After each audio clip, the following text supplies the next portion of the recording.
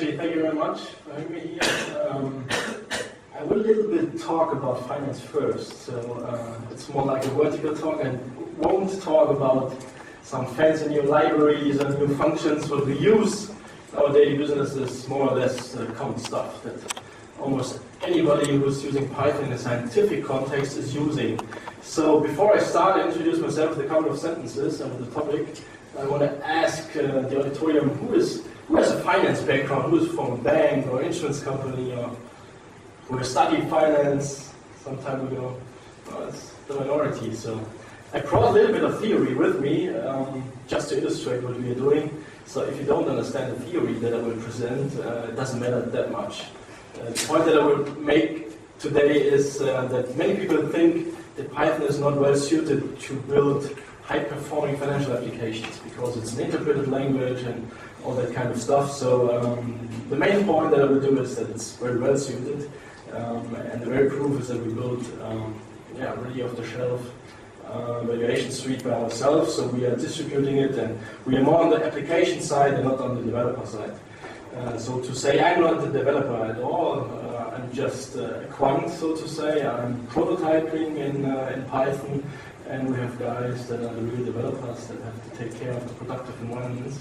So I'm more at the interface between theory and practice in terms of Python. So let's start with me. I have a background in business administration. I studied business administration and then wrote my PhD thesis about mathematical finance topic. After that, I started working as a management consulting with a more broader focus. I consulted mainly insurance companies, also banks, and founded a company on my own in 2005, where we used Python extensively from the beginning on. So we bet on Python at a time when nobody else in the financial service industry was using Python for the things that we use, but a little bit on that later on. What I also do is I give a course at the University of Saarland, German university, where we also use Python. And I found it very, very useful to apply Python in such a context because people who are not developing or programming experts really fast can grasp what's behind it because it's quite compact and readable, and it mainly looks like mathematics. So I will present it later on. I'm also writing a book currently where I use extensively Python. It's a financial book, but the implementations are all presented in Pythonian language. What are the topics for today? So first I will start with a couple of slides about derivatives analytics in general and why Python. I will then proceed and talk a little bit about data analysis. This is not our main focus, but what our focus is Monte Carlo simulation, which is computationally very demanding and where you need pretty fast implementations to get by on a daily basis. And last but not least, a couple of slides and maybe some presentations in terms of an Excel sheet or a Python script or even the application, if the Wi-Fi works, of our decision analytics suite. But let's just dive into it. Derivatives analytics. First of all, does everybody know what an option is? A couple of people know what an option is.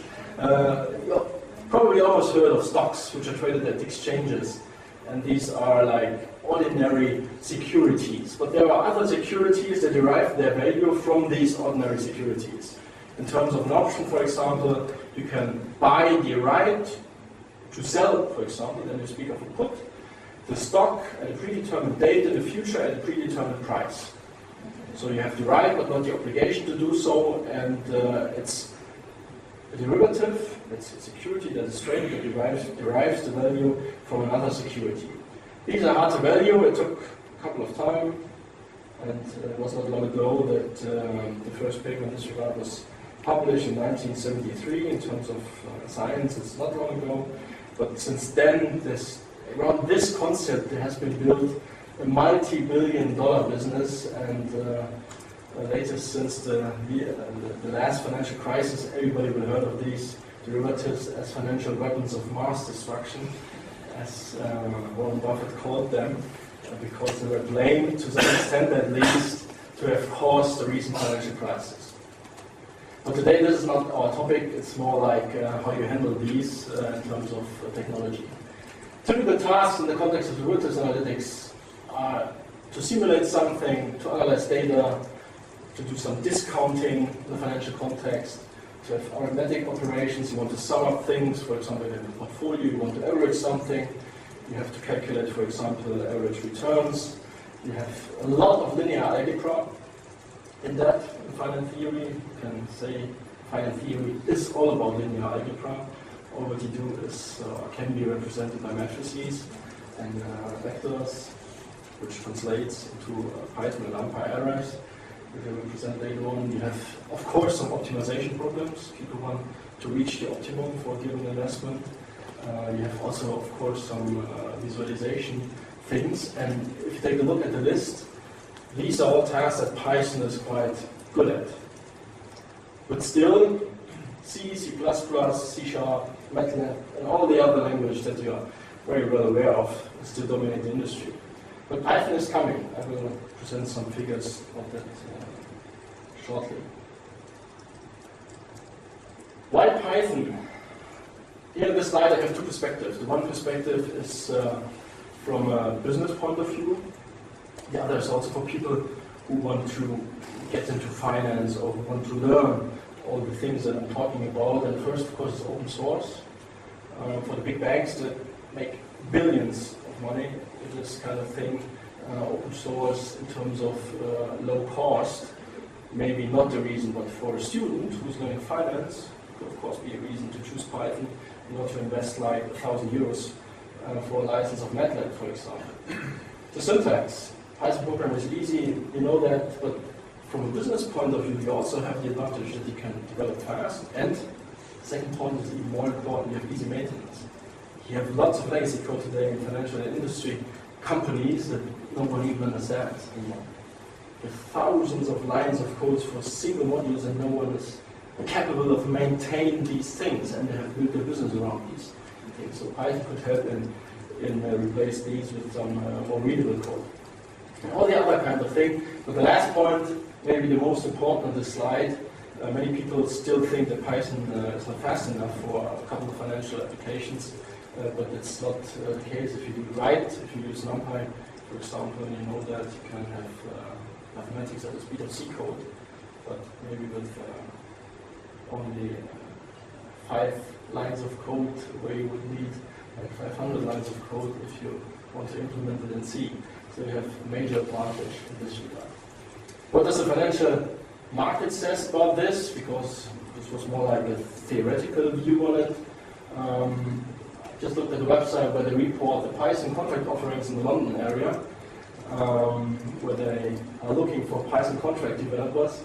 And it's more or less for the first quarter of this year, where we observed 644 offerings with regard to Python skills. And only 2 years ago, the comparable figure was only 142. So there is today a fourfold demand for the Python skill in the London area, which is mainly financially driven, compared to 2 years. This is an amazing growth, and the money you can earn with it also increased a little bit. But you see more and more financial services companies are deploying Python, and not only for the cluster stuff and the managing stuff, but also for the core applications that they're implementing and using. And especially companies that are a little bit smaller and they're coming new to the market and they have the choice and have not much legacy code, of course. They can say, we start out with Python, we do it right away. Others are a little bit more reluctant when they have a huge library in C++, and then they may stick a little bit longer to that. But Python is catching up at a rapid pace in the financial services industry. But now, let us go into the topic of the talk, derivatives analytics. And a major part of analytics is, of course, data analysis. If we speak in finance of data analysis, there are mainly 2 types of data that we want to analyze. The first are time series. If you observe a stock over a period of time, you have different values attached to different points in time, but you also have cross-sections that you want to analyze. It's like you have a single date and you have different data for this single date.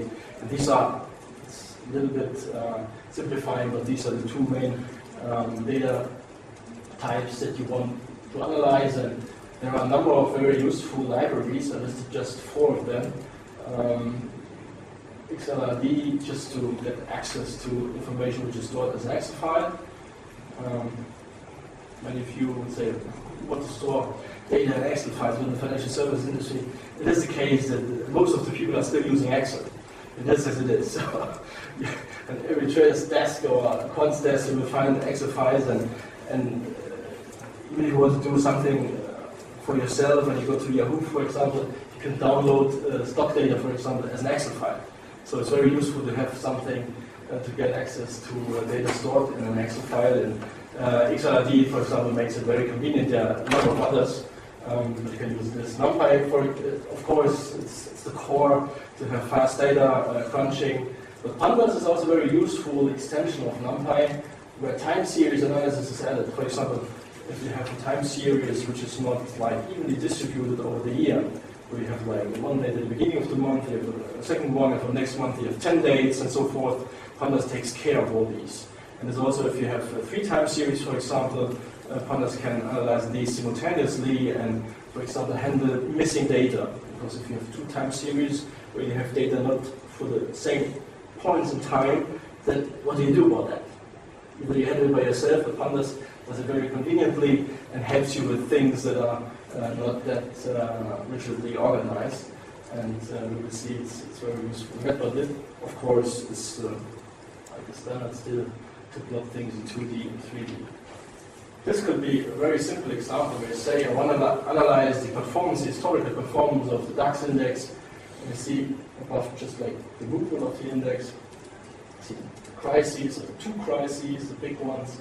The first, the bust of the economy bubble, and the second one after 2008, the Indonesian financial crisis, and below you see the daily log returns, positive returns and negative returns, of course. You see volatility clustering, and these are, for example, typical things you want to have when you analyze time series.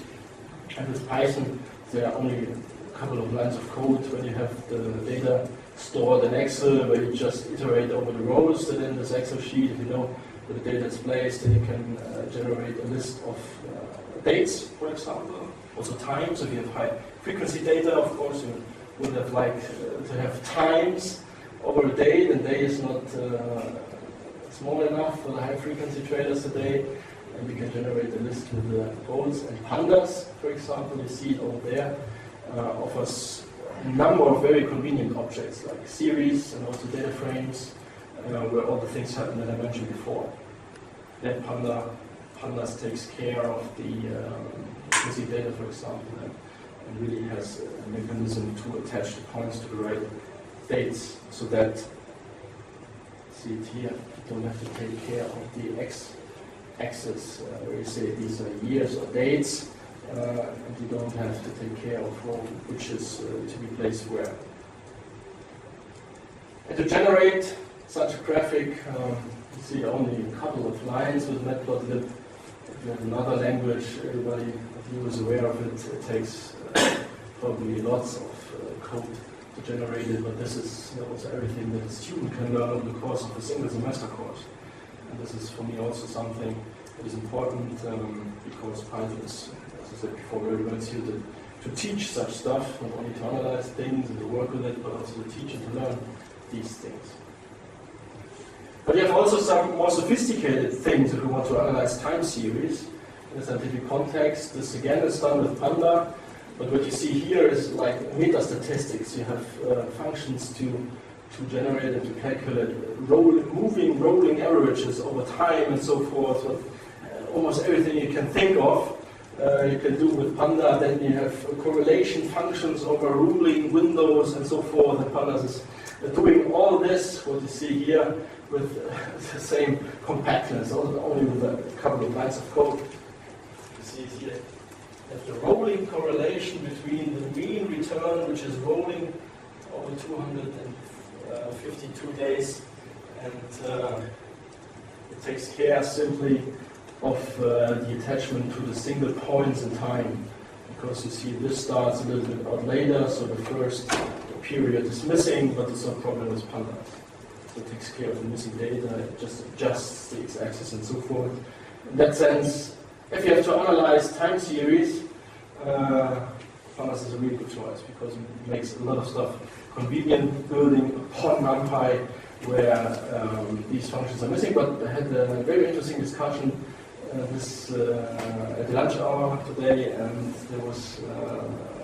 there are still things going on where they want to put these functions into Numpy, into the core library, so that maybe in the near future, if we're talking about 6 to 9 months, you will have these time series, or a couple of them, the most basic ones, also in the Numpy library. Then of course you have the cross-section data. This is another picture. The first two pictures have been like time series, different periods of time. Here you have a single point in time, but lots of information about it. What this says, it's a little complicated. It's the applied volatility of the number of options. The input are option quotes that you observe at the exchanges, and via optimization you numerically calculate applied volatilities. These are very, very important inputs to value derivatives in general, so people at Quantdesk are used to work with these, and they are calculated, updated regularly, at least on a daily basis, sometimes many, many times over the day, and you have also to take care of these cross-section data. But let us take a brief look at the theory of derivatives analytics. So the most important is on the right. Well, maybe, let's say the first consistent model to value an option, call and put options, which can be exercised at a single date, has been published in 1973 by Blaise Scholes, and simultaneously Robert Merton also published a companion paper. They worked together, and two of them, because the third was already died at that time, received a Nobel Prize for economics for discovering the formula which is behind this. But this model says mainly we have two assets traded in the market. The one is, for example, an index, like the DAX that we've seen before, and the other is like a riskless bond, is like a bank account. The DAX is, of course, risky. No one knows where it will develop tomorrow. There's uncertainty about that. This is represented by a Brownian motion, which is like a normally random figure. And the second one is like a riskless bond. You can go to the bank, and the bank says, okay, you get R% return per annum. This is for sure. There's no risk. You get it, and take it or leave it, so to say. And in this world, they showed that if trading in these two securities is available, you can replicate the payoff of the option, and if you replicate or can replicate something, then by arbitrage, the price of the replicating portfolio and the option must be the same, because if you have the same payoff, the price for two things must be equal. So this is the fundamental thing behind it. So there's a closed formula for this. So what I will show next is not necessary at all. You don't have to simulate such a model, or maybe in a different context, but not to value a simple option. But for the simple option, which is my next example, you don't have to simulate it, but I think it's a very enlightening example because it's simple enough to understand the major workings behind it. And what we will do is, go to the next slide, you see equation 1, which is the one which has these, the uncertainty, the risk built in. There's a risk source, which is represented by the set, it's a Brownian motion. And we can discretize the stochastic differential equation to get the difference equation. So we are now arrived in a discrete time grid space, so to say. The first equation was in a continuous time setting, but in a computer it's very hard to build a model with a continuous time, so you need something that is discrete. And here's discretization. You have a time interval of delta t, and you have this difference equation which tells you how to come from the value today to the value today plus delta t. So to say, the next step could be a day, could be an hour, or could be even a month, or whatever you choose to value your option. In my examples, when we have a 1-year horizon, you would typically have like 20 time steps, or we will have 50 time steps, for example, like a week over a horizon of a year. So the only thing you have to do is to make sure that you have standard normally distributed random figures, a random variable small set. And this is the source of randomness over there. You have pseudo-random numbers. You just have to put these into your difference equation, and then you can evolve your index stochastically. You can simulate it. So if you have done enough simulations of the index, for example, say 10,000 paths, 10,000 simulation runs, then you get at the horizon t, big T, where you're interested in, you get maybe 10,000 of these realizations. And as I said before, the price of a derivative instrument is derived from the value of the underlying. So you have some kind of function h, it's the inner value function, which gives you exactly this connection where you not only have 10,000 STs, but you have also the inner value of the option at this state, and you can sum it up, average over it, and discount it back. There's a huge block of theory behind it, but this is a very, very brief summary just to get to what we want to see in the next step. The only thing you have to grasp here is that you simulate things 1,000 times, 10,000 times. You have a number of values at the end, you average over these, and you discount them back. Then you have the value. Graphically, it could look like this. These are only 20 simulated index levels. It doesn't suffice to have 20 simulations for evaluation, or for the estimator to converge, you need 1,000, sometimes even 100,000 of simulated paths. So here's just to show what happens. You start at a point, here's 36 in the example, and there is a random evolution of the index, and this a couple of times. You also see the thick blue line, which represents the average over this. This is the drift R. On average, this says the index drifts with R, which is in this example 6% per annum. So let's come to Python. I think if you take a look, apart from the import of library functions, every student, if you start out, this looks like mathematics. You just say that, for example, the strike price K equals 40. This has nothing to do with programming, but it's quite easy. It's short and it's dynamic typing. You don't have to take care of, well, only to some extent. If you have K like 40 dot, or if you have K like 40, if you want to divide things and so forth, so of course you have to take care. But even for students, as I said, it's easy to grasp what is behind it. Just like a couple of parameters, and they are defined. This has nothing to do with programming so far, just variable declarations. But if you come to the simulation, this is where we are now close to the main topic. Simulation step over there, index level path generation. We just initialize the matrix. As I said before, finance is all about matrices, it's linear algebra. Initialize it with the first day, so to say, where you start off, for example, at the 1st of January in 2011. You initialize it with S0, which was defined before as 36. You remember the picture. All these paths start at 36. Then you draw for every time step the required number of random figures.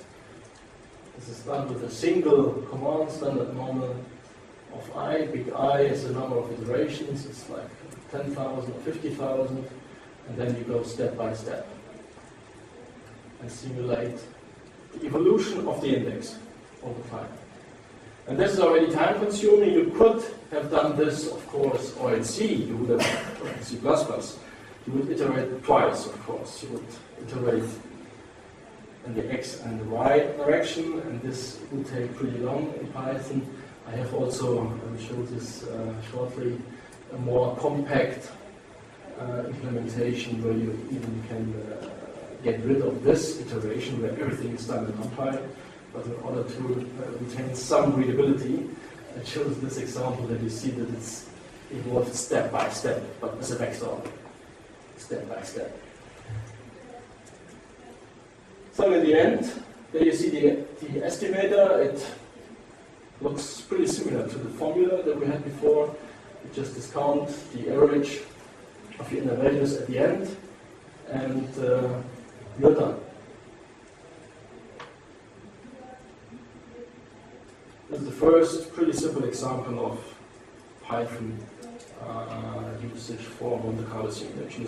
The standard book for Monte Carlo simulation financial engineering, it's by Klasserman, published in 2004, starts out with a similar example, but with an implementation in Excel.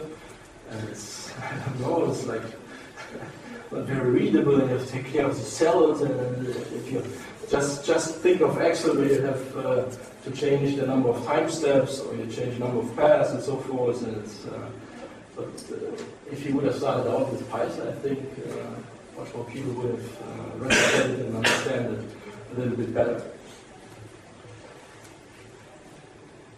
One step further, the valuation of European option is not very involved. It's like what I showed there, it's not really necessary because I said there is an analytical, a closed formula available. You don't have to simulate it. But if it comes to American options, which can be exercised at any time over an interval, in comparison to a European option, which can be exercised only at the end of the interval, only at one point in time, the theory and also the implementation is a little bit more involved and more complicated, and you need to do a lot more of calculation and number crunching in comparison, because you have to solve an optimal stopping problem, which means, for example, if the option has a time to maturity of 1 year, you have to take a look at the option every day and decide, should I exercise it or should I wait? Should I exercise it or should I wait? Should I exercise it or should I wait? This is the everyday question that you have to ask, and it's not that easy to solve that problem. In a different context, different from Monte Carlo simulation, it is quite easy. But if you think of Monte Carlo simulation, if you think, for example, you have 10,000 paths, you saw them, or just think of the 20 you saw in the picture. And you're riding on one of these paths. Then you don't know how to make the decision about exercising or not. Because if you are riding, if you're sitting on one such path, you don't know what happens tomorrow. You just have the information about the index level today. You don't know what happens tomorrow. Maybe if you have simulated, you can say, well, I use the information that my computer program generated for me because it's clear. On the next day, today we are at 100, and the next day, my simulation says it's 110. Yeah, but perfect foresight is nothing seen in financial markets, so I can't use this information in a valuation algorithm. If I would use it, I would make a systematic error. I would build in something that I don't want because I would overestimate the value of the option. So I need something different. But a little bit of background. The optimal stopping problem, which is a very abstract formulation to say if I can stop the option at any time in the future, I take the supremum over the expectation of the payoff, overall stopping times that are available. This is a very abstract concept. But there's a very important result which says at any given time over the relevant interval, the value at time t is the maximum of the inner value, which is immediate exercise, and the value of waiting, which is an expectation, as defined below. So at any point in time, I know I can wait. Okay, if I exercise right now, I know for sure what I get. If I wait, it's unsure, but I have an expectation over it. And the problem of valuing the American option in this context is to get an estimate for the expectation. As I said, you are not allowed to use the perfect stuff in terms of if I'm sitting on this single path, I know what is on the next day. And what I can do is to get estimates by using the cross-section, to remember the terms that I introduced earlier, to use all the information that I have at this date over all my 10,000 simulated paths, and regress the values that I see in the future against the level, the index level today. So here is it formulated again. You have the problem, given at day t and path I, that you don't know the expected value. You only know the single simulated value, and the solution that Lomsdorff and Schwartz proposed in 2001. It's not that long ago, it's just 10 years ago that they came up with this efficient algorithm. is to estimate the continuation values by ordinary least squares regression. Some kind of optimization problem. I said earlier, in finance, you more often than not need optimization techniques. And the algorithm is called least squares Monte Carlo. And in principle, our valuation suite decision is built around two things. It's Python and it's this algorithm. So these are the two main building blocks of what we are offering to our clients and users of the software. And just to make the point again, before 2000, so to say, there was no efficient algorithm available to value American options by Monte Carlo simulation. So there has been around an approach since the 70s with different numerical method, but by Monte Carlo simulation it's just possible since 10 years. It was a major obstacle, and it was also some kind of annoying thing because Monte Carlo simulation is very well suited for a number of things, but it was not suited, at least at that time, for American options. So there was like divergence, but with the invention of this algorithm, there was a whole new world for applications in terms of Monte Carlo simulation. But this also raised the bar in terms of computational power that you need to implement it. Because Monte Carlo simulation in combination with all these regression things is computationally very demanding. How does it look like? Now we are again at the cross-section data sheet. It's generated with our analytics suite. At any given point in time, the simulation, you have these red dots, which are the real, and there's the simulated continuation values. You have a number of these, like 10,000. But you can't use them directly, but you can use some kind of average. You can use a regression function to decide whether to exercise the option or not.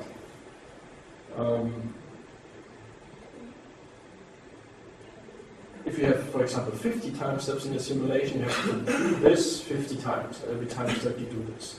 And at every time step, and this is shown on the next slide, which is a time series slide, it's over time. The algorithm works backwards, starts at the end, goes one step, two steps, three steps backwards, and always updates the information. So here you would say, for example, the upper yellow line, this will be the value of the option according to this path.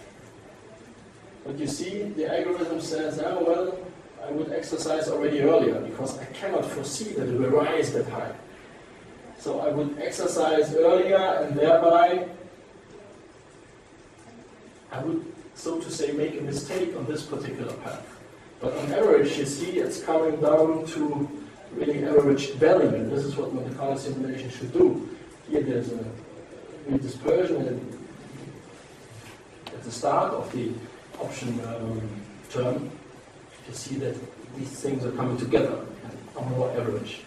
So this is how the algorithm works, and you can imagine this is the most simple example you can have. It's just like an American put option. It's the most plain vanilla stuff, and there are lots of things that are very, very complicated when you have, for example, 3, 4, 5, or even 10 sources of risk, where you have different features built in, where you have to take care of different time windows and so forth. And the algorithm and the demand for computational power becomes higher and higher and higher, and the algorithm more complex and more complex. How does it look like in Python? Once again, just the definitions of the variables for convenience. A number of little helper functions. You don't even need it in this. I will show you shortly a very compact thing where you have a random number generator. Here's some kind of variance reduction techniques, because you will always have a Monte Carlo estimator that converges very fast, which means that you can have fewer simulation paths in order to get good results. So this is meant by variance reduction. And if you have a number of these techniques available that you can use, the hope is that everything will be more accurate and more fast. So they are built in two types of variance reduction techniques, and they are very easy to build in Python. I cannot think of this implemented in C, C++. Of course, it's possible, but it would be, I don't know, a number of 10 slides just to present the code order to do these two things, which are labeled AP and MM. AP stands for antipathetic path, which means for every up step I also have something that steps down, and vice versa. And MM stands for moment matching, where I just correct the random numbers in terms of mean and standard deviation, because the pseudo-random numbers for us are not that good, but what I can easily do is just to correct the mean and the standard deviation in terms of having a 0 and a 1 afterwards for the desire. So this is pretty easily done with Numpy. And afterwards, what you have already seen, the simulation step, where you have the step-by-step evolving simulation over time. And now we come to the regression step.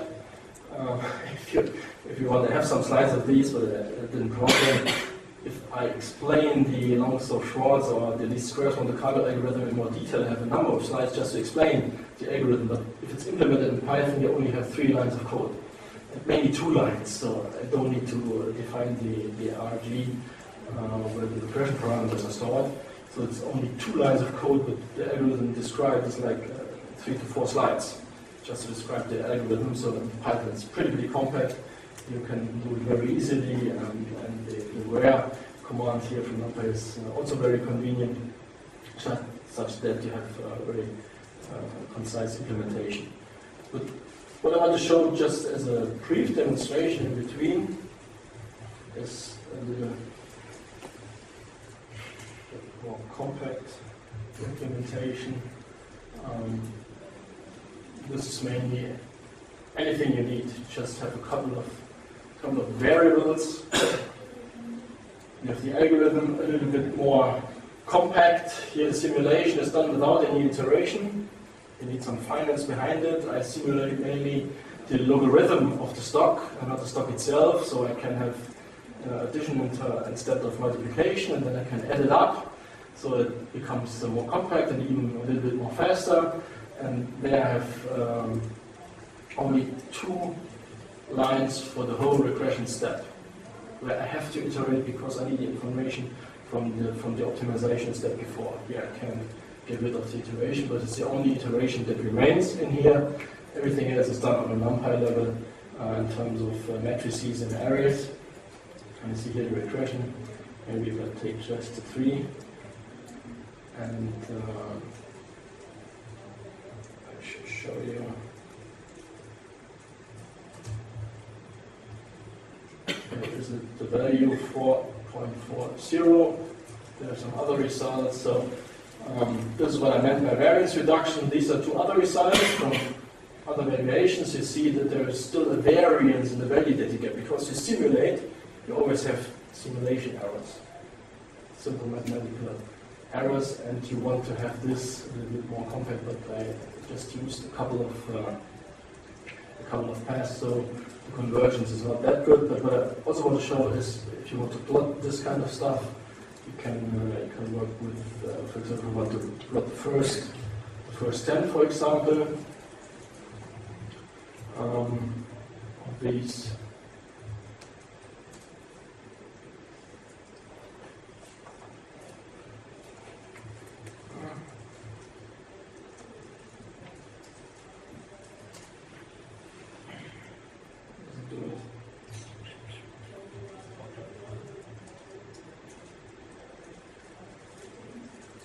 Well, it's actually what I wanted to show is the figure that you saw before.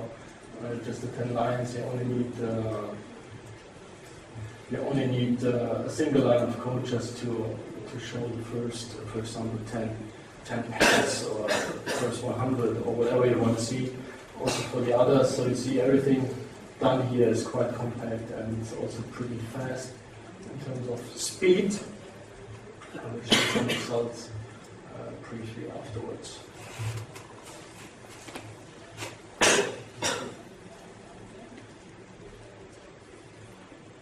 There's one thing that I came across, actually I think a year or 2 ago, where there was a paper published by Medvedev and Skade, 2 researchers, and they analyzed the valuation of American options, which I showed you before, in the context of a rather complex model, with stochastic volatility and stochastic short rates. And what they came up with was like an approximation formula, which is very easy and fast to implement. And but this was not the point that I was intrigued by. It was more that they wrote that the MATLAB code implementing the algorithm of Longstop-Schwarz, it's actually what we discussed just beforehand, takes dozens of minutes to compute a single option price. And this is of course nothing that you want to have in practice. So if a bank or a trader is sitting there and wants to value his or her option, she can't wait dozens of minutes for a single option price. And I tried just for myself how fast it can go with Python without any hardware optimization. The numbers I will present are just from this notebook, which is already 3 years old, though I was only hunting for orders of magnitude, not for the last tenths of second. And if you take a look at the Python results of our script, if we have 25 time steps and 35,000 paths, which represents more or less about 180 megabytes of data, which is much of data already for this simple setup. The data is crunched on this notebook in 1.5 seconds. And we get the same accuracy, which is of course a very important requirement. You can always say we get faster, but you need the accuracy as well. Because, as I said before, it's all about money, and you should take care even on the decimal places and not only on the big numbers. So it's in terms of a comparable accuracy where we reduce the time from dozens of minutes to 1.5 seconds. Even if we go to, let's say, 50 time steps and 100,000 paths, then you have like already like 1 gigabyte of data to crunch. Thank you. And then it takes on this 8.5 seconds, which is still something different as dozens of minutes. So the speed up in this particular example has been 480 times plus, but it is only to illustrate that it's possible with Python. But many people still think it's not, when they're using Python, but not for the core implementation of their algorithms. So what I also have to confess, in a sense, is that we used a little bit of a different implementation, so we just tweaked and optimized the algorithm. I had a conversation, or at least an email exchange with one of these conversation about this, and I said, well, we had just like a brute force plain vanilla implementation, and it was like, I don't know, 500,000 paths, and it was more like a brute force approach. And I said, well, of course you have the choice, and it's easily done with Python to add these two things that I showed before, for example, to have significantly improved conversions of the algorithm. Here are some things. What's actually 1.2 seconds in this particular run, where we have valued 108 option prices.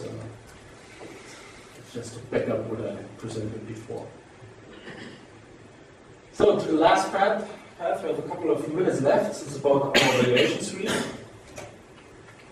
What I wanted to show with the first two parts is that Python is very well suited to implement derivatives analytics applications, but what we have done so far is really build a full-fledged derivatives analytics suite around Python with many thousand lines of code, which are of course a little bit different than the ones showed before, which are only examples and kind of prototypes, like algorithmic examples and not productive environment code. And what our suite can do already is to value a number of products. The universe of derivatives is not, unfortunately, not that simple as presented before, that you have like a European put option and a European call option. And in addition, you may have an American put and American call option. You have hundreds of thousands of different products traded in the market, and our approach was to have a very flexible modeling engine where you can build models by yourself. You also have a number of standard models, but where you can model almost everything you can think of. And the whole logic behind is also done in Python. You have a number of underlyings that you can use. You can value options on indices, on stocks, bonds, industry, currencies, commodities. We also added variance and volatility as assets recently. So you can do already a lot of stuff. I don't want to say everything because there's too many products in the universe. And I think no one can do everything, but we can do already a lot. Where you can use it is mainly financial research, of course, where I use it at the university, but it's mainly targeted at the financial engineer, at the quant who's designing products, or someone who's buying such products in the market, like in hedge funds or asset management companies. They buy the products from the investment bank, but also for insurance companies and actuarial calculations, for financial reporting. And this is also some kind of specific things, real options valuation. So just to say, there are a number of areas where you can beneficially apply our suite.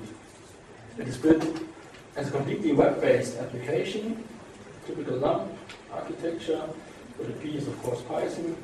Numpy is at the very heart of it. Almost everything is, in terms of calculation, is done in Numpy.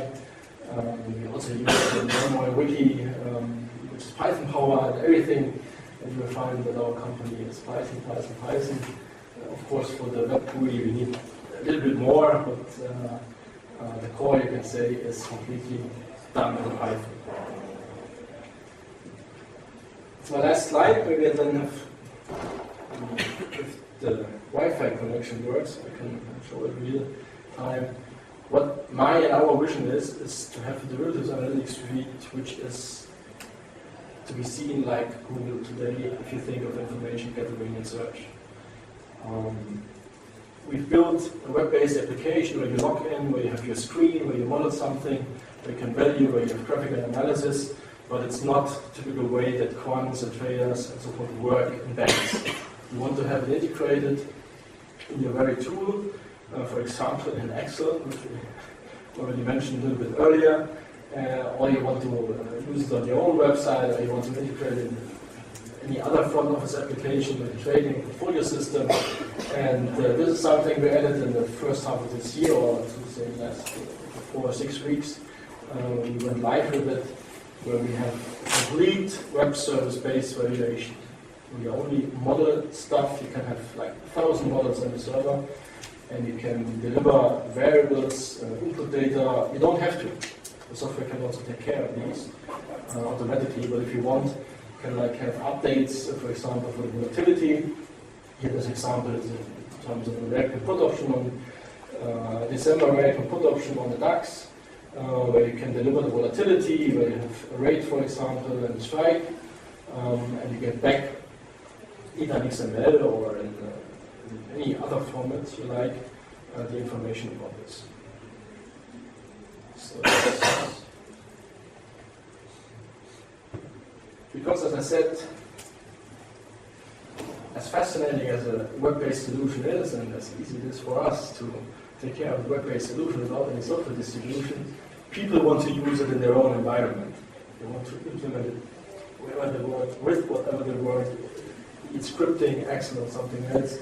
And this has been a main step for us to get into this whole world. And also, as you see, everything is done in Python. The decision eval Python script is the one that takes care of what is delivered back. Yes, if we have a couple of minutes, I will try to show it. Let's see. Well, if there are questions at this moment, I'm pretty glad to answer them. 7 minutes left. 7 minutes. I just want to. Because I was kicked out a couple of times before. I don't know. Okay with this? Yeah, okay. Technology is the word we use when things don't work correctly. It's a summary. Just let me check before.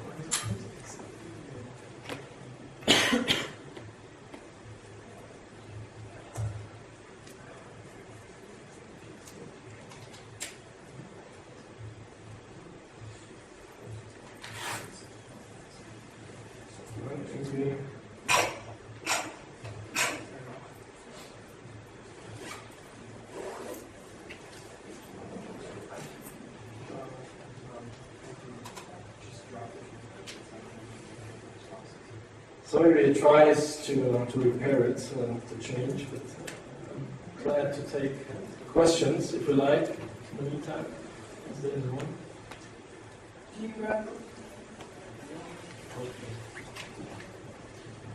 Do you sell your products just as a Python library? It doesn't need any access to any web servers or anything like that. We could just drop it in and ask it for the price of $2.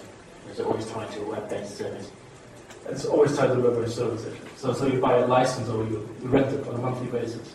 But It's software as a service, so to say. It's not like a library that we sell as a Python thing. It's built on Python, but we don't distribute any code. So if your server disappears, our business is down in the Azure. So I didn't get that one. If we're asking your server for prices and you disappear off the internet, we're totally up the creek without power. Is that how it works? If I got it right, you said if we disappear, we sold the service and we disappear on the internet, then it doesn't work anymore. Yeah, it's when you unplug your internet connection or your power at your data center and we're using your software to value our portfolio, we wouldn't know how much it's worth. Well, it could also be installed if there's someone who has a fear. It could also be installed on your own server. Okay. So if you want to take care of this, you can take care of it. But the standard, cheap licensing model is just built on a regular service. And we have it in a professional data center with all that fire protection. I don't know what it is, and it costs a little bit of money, but we don't do it ourselves, the hardware side. So it's hosted in a professional service center and so on. But if there's a bank or someone who says, well, I don't trust you, I want to have it on my own server, then there's of course a possibility going as well. So they have to take care of it. The question is, of course, a good one. If you need a price and the service is not working, what is it? I was wondering, have you considered porting this to CUDA, or using FlyCUDA or the other of the GPU libraries? Yes, we've been thinking about this since a couple of months, or let's say a year and a half, so to say, but so far we haven't done anything in this direction. Because the major benefit of CUDA is, of course, the parallelization, and the algorithm I showed you before is hard to parallelize. I once saw a webinar about guys who embedded CUDA in Excel, and they got fabulous speedups. Yeah, but if you use PyCUDA or something, then you have a very convenient access to Numpy and so forth. But what you need is the algorithms that can benefit from it. So if you have this regression of 100,000 paths, you can parallelize it in terms of 2 times 50,000 paths, because you need the cross-section of information, this type of data. Then you have to, at one point, you have to get the data together, and then you lose everything in terms of coordinating. That might work for European option pricing. Yeah, of course. This is where it is used extensively, but this is not our focus, because our service is not, because it's built on the color simulation, it's not very well suited for real-time pricing and for pricing huge books, to say 100,000 options in real time. This is what we can do. It's more for complex options for engineers, and they can wait maybe a second.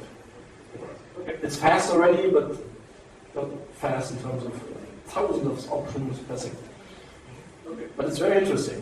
We are thinking about it in the near future. I guess the libraries become a little bit better, and we will go the next step in this direction. Well, would be interesting. Yeah, of course.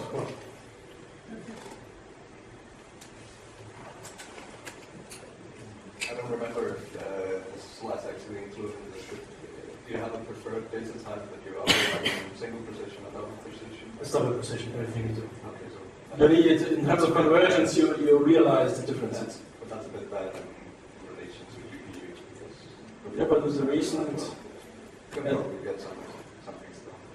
at least as far as my understanding goes, with the recent releases of the new PyCUDA or the NVIDIA cards, double precision should not be a problem anymore. Still somewhat Is it? smaller than single precision. I'm not an expert in that, but my hope was that it is somehow solved. But and you don't need it always, but it's better to have it. You don't know how things go and how convergent with this huge amount of data sets goes. So you always want to have typically double precision data.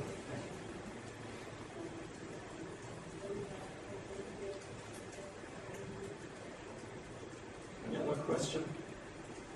Unfortunately, the web is not working. So, thank you very much. Thank you. Attention.